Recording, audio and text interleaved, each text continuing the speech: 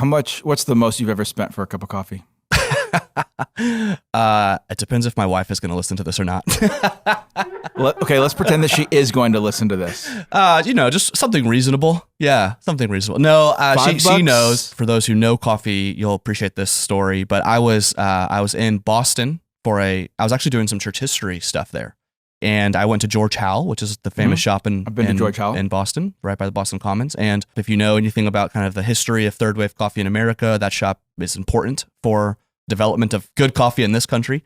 And there was an older gentleman at the table next to me who was just kind of flirting with his wife. And I was like, that kind of looked like George Howell. And all of these baristas were bringing him drinks, just one after another. And he would take a sip of them, give him a couple of comments, and then give it back to him. And I realized, okay, this really is George Howell. And what he was doing was he was sampling drinks to make their spring menu.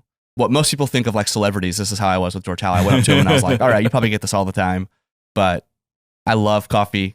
I'm very familiar with who you are. I'm familiar with your story. I would love to get a picture with you. And he said, I loved this. He said, actually, I never get that. Really? Like nobody knows who I am. Like, so, but that shop, they had just got the winner of the Cup of Excellence. I think that year it was a Brazilian that won the Cup of Excellence. And so I got a pour over and I think it was like $22, $23 for the cup. So that's more than I would spend normally, but not absurd.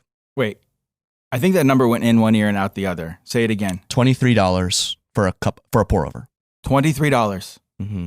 Yeah, you got me beat. I probably 8 or 9 is really? Probably the most I've ever spent on you could get $8 or $9 cups of coffee in Dayton.